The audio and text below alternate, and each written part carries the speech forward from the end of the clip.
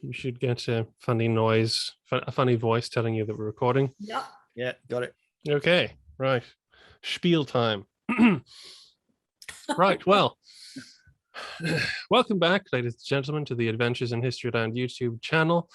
I am your host, Josh. Some people call me Lando. That's a whole different story altogether. And tonight, in the tradition of bringing you excellent historical content that you cannot miss, I have with me again a returning guest, Kristine Hughes Patrone, who you all know from the channel, who is always a delight to talk to about various people from the Napoleonic era. Kristine, hope you're doing well. I am. Hope you are. Yes, I'm wearing my new bow tie, which if you can't see, very dapper. You cannot see at this range, but they've got little bees on them, so it's very Napoleonic. Wow. It's very Napoleonic stuff. You know, that's apparently a thing. I'm apparently wearing Napoleon's heraldic devices today. Anyway, and also first time on the channel, someone who I admire greatly for the immense work they have done on the Napoleonic period and enlightening us about the everyday lives of soldiers and just thousands of people, it must be by now. Gareth Glover. Thank you. I don't think you've got the thousands yet, but we're getting there. You're going to have a very special edition of whatever book is the 1000th memoir. Well, I've just done the 100th. I think the 1000th is pushing it, but we'll see. Okay. Well, we'll keep our eyes peeled on that. And well, you might have guessed, ladies and gentlemen, from the guests tonight, Kristine and Gareth being rather associated with the saga of 1815, that we're here to talk about an obscure battle by the name of Waterloo. First of all, plugging time. I just want to get this out of the way. First of all, Kristine is the author of this book here, which is an excellent new first-hand account driven survey of the Waterloo campaign, which is very sorely needed at the second. And basically I could pick any number of books off my shelf for Gareth's, because Gareth, of course, everybody will know, is a serial editor of memoirs and letters. Do you have a particular book you're keen on at the second you want to tell people about? Well, I'll just go. Well, that's the latest. Hopefully that comes out nicely for you. Nice.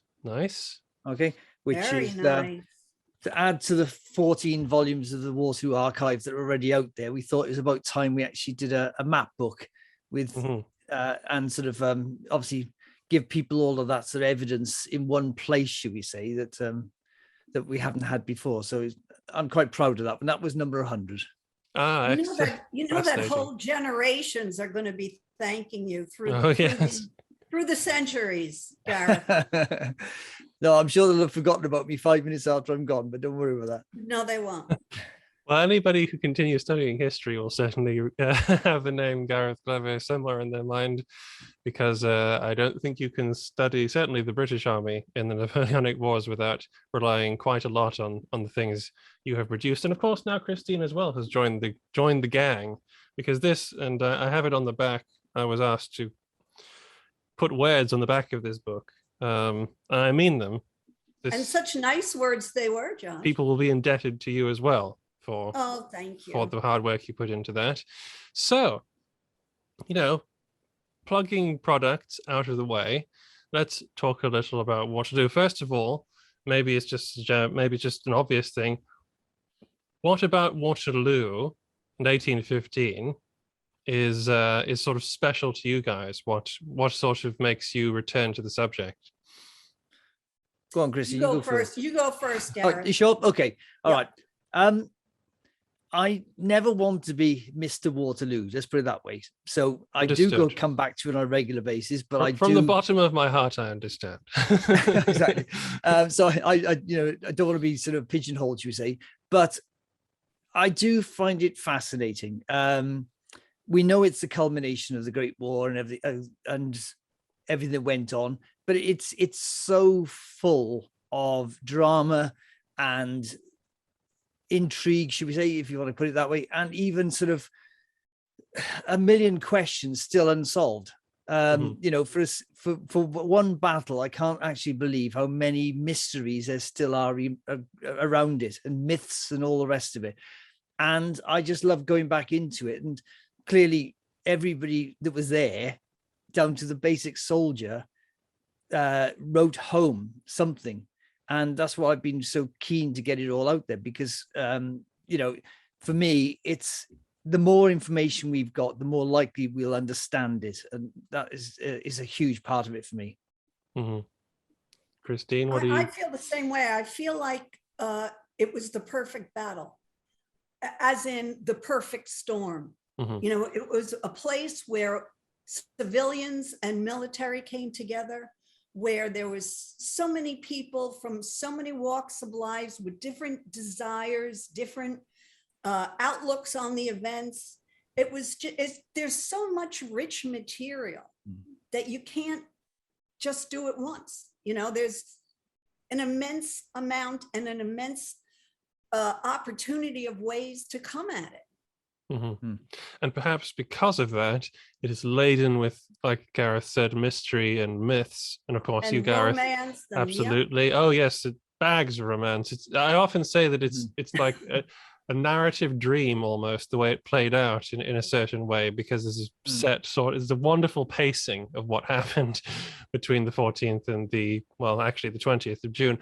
But Gareth obviously has tried to explode some of the myths with his book Myth and Reality, which again, I'm just sort of flinging books out of the audience at second, is again one of the main new works that came out around the bicentennial that everybody needs to read if you want to refresh yourselves about Waterloo, because there's people have been writing about it for 200 years.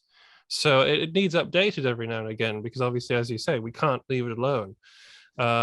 And maybe one of the best ways to learn about it might be to pay a visit to the actual field. Maybe with some of these books in hand.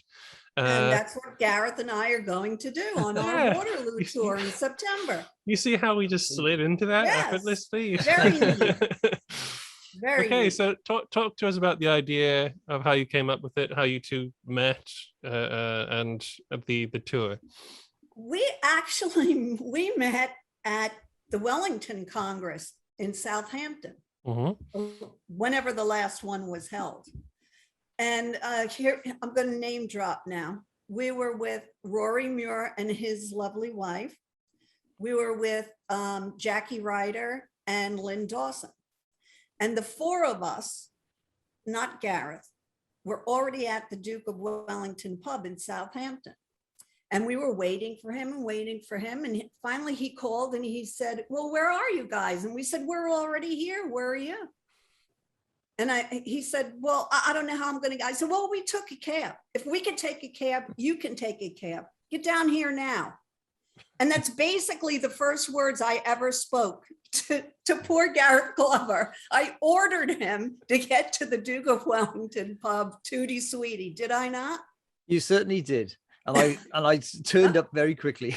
And surprisingly, it's still my friend. So I don't know. I mean, I get that sounds like a very Kristine thing to do and a very Wellington thing to do. And I think the two have melded quite together there. You've just sort of picked up a little bit of Wellingtonness there. Well, get over here then, for heaven's sake. Why are you not here already? Exactly. We're here. Brilliant. And so did you just immediately want to go and like work together? Because I generally want to work with anybody I meet.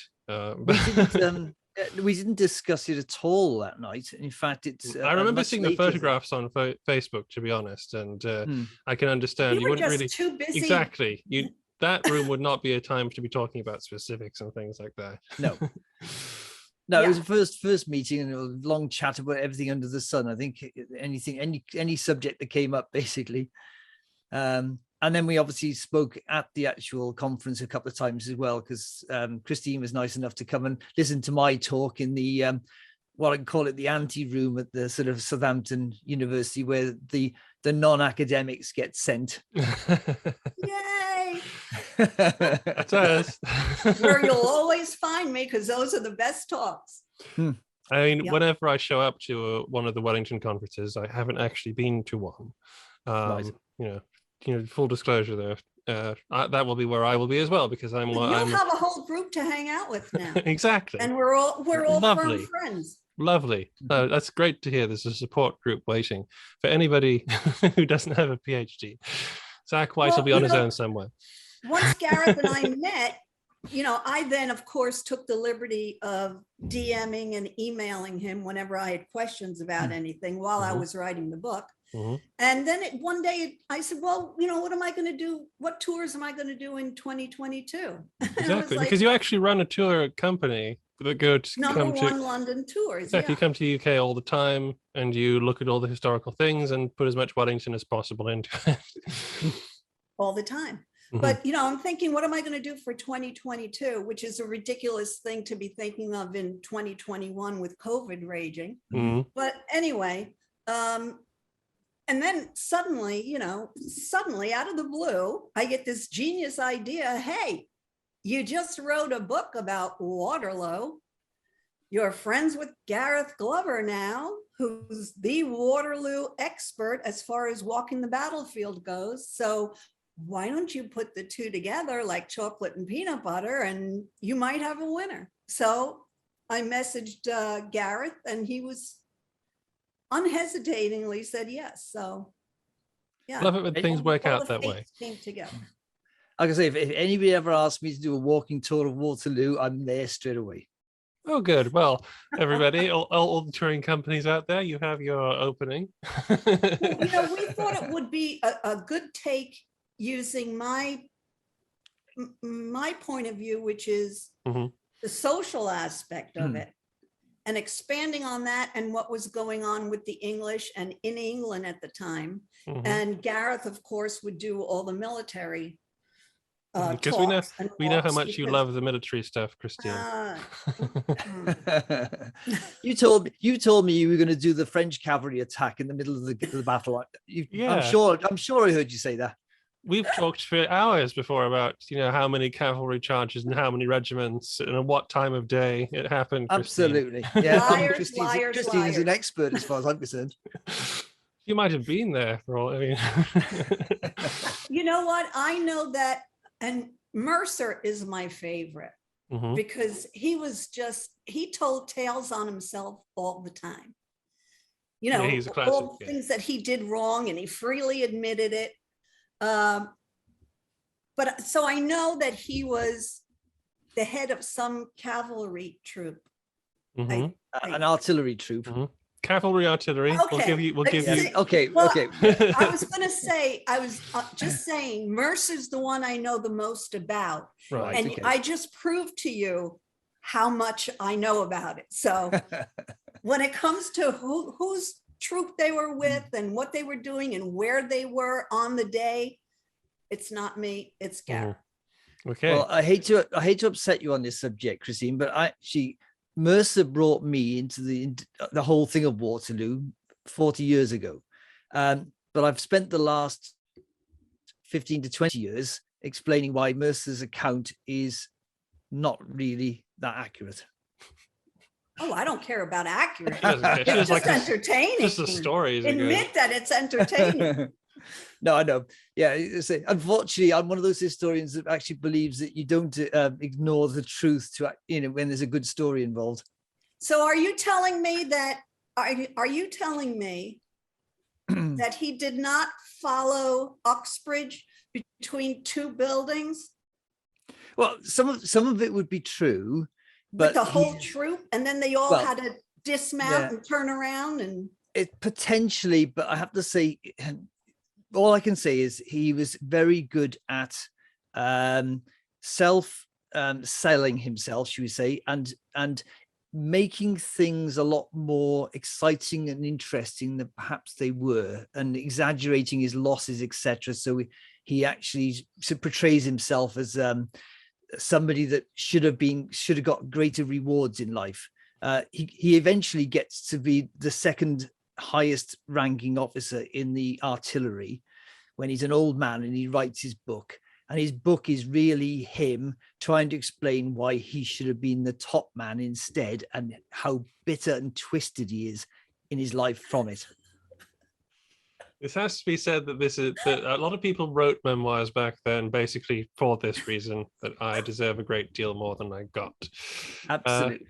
And it is an inherent problem with reading accounts of people, real life people with their own real life problems. But you see, this is the sort of thing that Gareth and I are anticipating on the tour. You know, during the day we'll have our set itinerary, and we'll do a typical tour. But then at night and after dinner, we'll have these roundtable discussions where the people who join us on the tour can actually, you know, put their point of view across, their questions across. And I mean, it'll be a chance to study the battle, I think, as never before, and to have Gareth and I on hand. Sounds like an excellent idea. So what's the plan of campaign then? You start in the UK? We start in London. Right. And I'm going to do a Wellington walk, which is going to encompass all the usual suspects, you know, the museums, the Apsley House and all that. But we'll also walk his London and do Hamilton Place, the house he was leasing there at the time when he left in 1814 to be ambassador to Paris. And I think it was Fremantle and one of the Lennox boys that met him at the house, and they all got into the carriage together and went down to Dover. And then the Grenadier Pub, where the old barracks yard used to be. St. James's Square, where Henry Percy delivered the Eagles. So it'll be a big circle walk around London, and we'll start from where he started from, and end pretty much at Horse Guards. Excellent. And then presumably you'll cross the sea. The Eurostar, Yep. Slightly faster than the boats and slightly horses. faster than a packet boat. And are you going to be across Belgium then, traipsing across Belgium on horseback like Richard Holmes? No, we are not. No, but I think what we're going to do is go directly to Brussels and Waterloo, because there's so much to do. Guys, surely you need to go to Vienna first. Vienna, yeah. We could go to Ostend and throw horses overboard off the supply ships. We could do that, and then take a barge down to Brussels. Yeah, that would be fun. Very sure. give people a little slice of life. Okay, that's another thing. Those barges, right, Gareth? I'm sure you've read a lot more accounts than I have, but there used to be in 1815 there were barges that would take you from Ghent and Ostend into Brussels. There was some kind of canal system, and everybody wrote about, I'm talking about civilians and officers, not going, it as a troop regiment, but private people who went.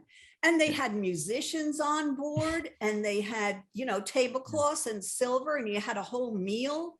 It sounds wonderful. I wish they still had that. Yeah, it's the Belgian version of the Oriental Express. Yes, yes, that is what it sounded like. If that still existed, I might consider it, but I don't think it does. Probably I not. think it'd be a coal barge today. Yes. Slightly different experience. I mean, Belgium was a holiday destination in 1815. It sounds like it's going to be a pretty good holiday destination when you guys get there. And obviously, I mean, your social end obviously isn't going to end when you reach Brussels, Kristine. If anything, I assume it's going to pick up a little. Yes, we'll talk about all the British families that came over, to live on the economical plan. And, a lot of the, Delancey's wife, why can't I think of her name? Magdalene? Magdalene, that's it. Yeah. And, Juana Smith and all the Cappels and the Lennoxes and, poor Spencer Madden. and the Duchess of Richmond, that whole thing. Yep. Yeah. Yeah. So there's going to be plenty. And then it's that whole thing, even with the Duke of the Duke of Richmond. Yes. That was which a thing? Well, the problem of him wanting to go into battle and right, yes, because into battle, and Wellington having to say, "Oh no, this can't happen," and then everybody in London writing back and saying, "Tell him no way, he can't," But it was a very sticky wicket for Wellington, because the Duke of Richmond was his great good friend and a commissioned officer, whose sons were his ADCs. So it wasn't an easy walk in the park for him. Never ever seems like it was an easy job, the Waterloo campaign. For Wellington.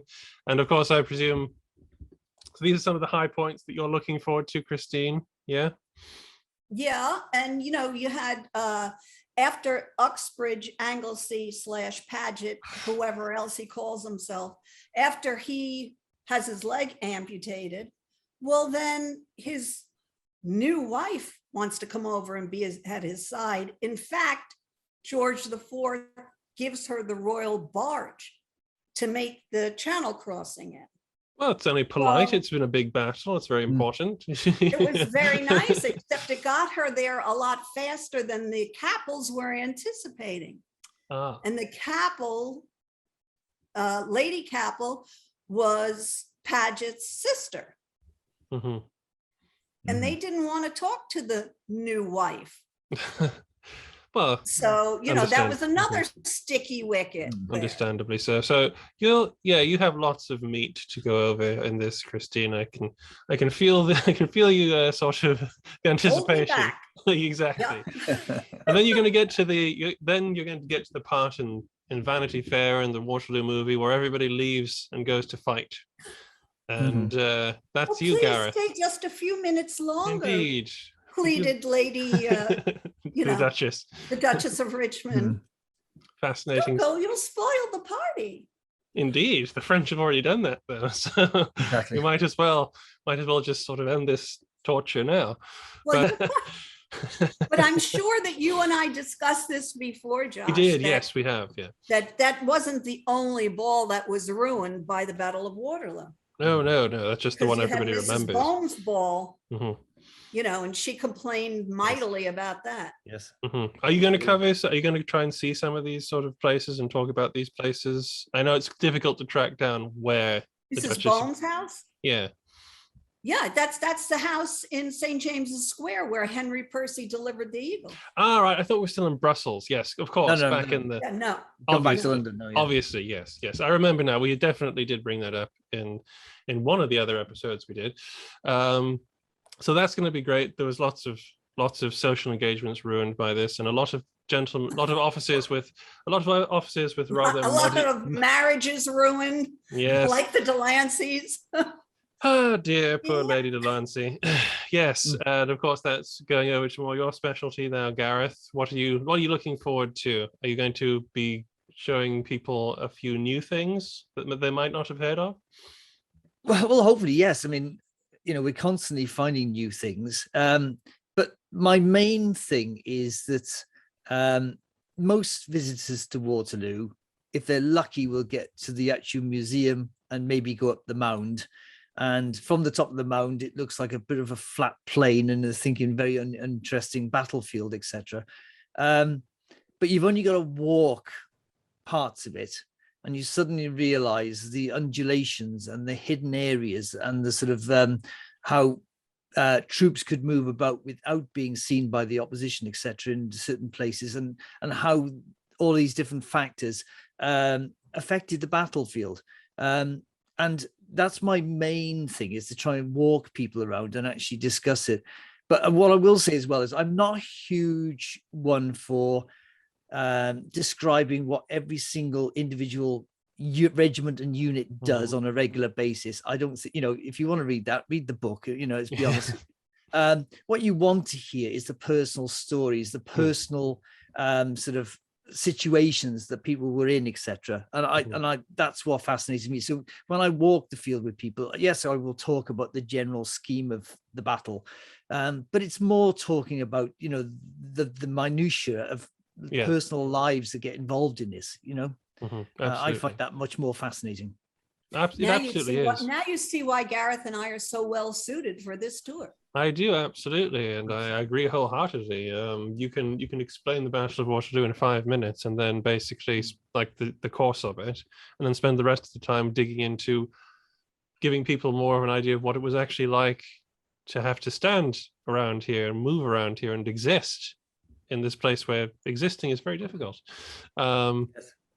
So that all sounds excellent, and as I say, and I think the Duke of Wellington would approve of that too, as well, because as he said, you know, the history of a battle is not unlike the history of a ball. You can't tell everything, what's going on at this point and this point and this point. You have to make decisions, and that this all sounds like a pretty good time. I hope a lot of people are going to join you for it. Well, I hope so too, because as I said, I think it's going to be a rare research and study opportunity for people, because we'll be coming at it from many different aspects, and hopefully it will culminate in giving people the bigger picture about the people and events that went on over the course of those 3 to 5 days. Absolutely, great. So you're going to do Quatre Bras, Waterloo. Are you doing linear as well, or is it just sort of No, we're doing all 3. Yep. Okay, right. That's brave. That's brave. Is WAV getting in there, or is that too unlikely? It's a difficult place to visit in the sense, because you know there's not a huge amount to see. Yeah. To be honest, it would just be, I think, a bit too much. I think we're better off sticking with the 3 main sites. Because of course we all do love to argue, to sort of correct people about poor old Marshal Grouchy. So just checking there whether he'll get well and truly discussed. Don't you worry about that. We'll look forward to that. Excellent. And then, you know, Wellington's headquarters in Waterloo. Well, yes. That's a museum now, but you know, it's also the site of so much. Yeah. And where afterwards, you know, I believe it was right across the street and down from the church where, you know, all the surgeries, the infamous amputations took place. Yeah. So they must have been happening all over the place, to be honest. I think there were two general field hospitals, one at Braine-l'Alleud and the other one at Mont-Saint-Jean, and then just anywhere else there was a roof, pretty much. Effectively, yes, because everywhere got filled up with wounded. And then, you know, there's the aftermath, that very poignant, heart-wrenching aftermath where, you know, the Prussians, God bless them, at one point took to the field and just went around shooting the men and the horses that were so badly injured they knew that they didn't have any hope. Yeah, and, you know, that's another thing that a lot of people don't realize. Well, yes, the aftermath is incredibly when you important. say, oh, they were out there for 3 days, some of them were out there for 3 days or more before they got medical attention or died. So it's good you're going to cover that as well, because I mean, a lot of people on Twitter and online and stuff, what some of the biggest questions they have about, well, you know, what happens to all the dead bodies and things like that. So that's good. This is going to be a full picture, and like you say, I mean, from what you're telling me, this does sound like it's going to give people an excellent idea of what happened at the Battle of Waterloo and then in the Waterloo campaign. And with any luck, it will allow some of the more annoying myths to die. Yes. One can only hope on that subject. I'm afraid they keep coming back. They do, unfortunately, like Napoleon. They keep coming back. And then, you know, there's all the businesses that cropped up after the battle. Yes, you know, that would be very fascinating. You had the Waterloo teeth. Absolutely. And then I was going to mention them. Then you had people very soon, funeral companies saying, we will send lead-lined coffins to the battlefield to pick up your fallen heroes. So that was a big money maker. And then very quickly they started doing things like Cook's tours of the battlefield, bringing bringing travelers across there are multiple levels of things you can actually get into just about Waterloo, and I think it's an excellent example of how you can talk about battles and not just talking about strategy and tactics. But that is pretty much all the time we have, because I assume we don't want to really start a whole other call to go another 45 minutes. No, that's fine. We can come back with another topic. Of course, I would love to. You're always welcome back, Kristine. And now that you've been on the show, Gareth, you are welcome back anytime as well. If you have, well, thank you. I'd happily come anytime. Exactly. I'd love to do a Myths of Waterloo or the Napoleonic Wars with you, whatever, at some point. And if you ever have an idea that you want to sort of push or something, just drop me a message and we'll sort it out. Will do. So thank you, everybody who has shown up for watching this. Like I say, the information you need to be a part of the big Waterloo tour is going to be in the description box. This has been Gareth Glover and Kristine Hughes Patrone, and you've been watching Adventures in Historyland. I just ad-libbed a whole new ending there. Let's see what happens with that. So like and subscribe. Thank you for watching.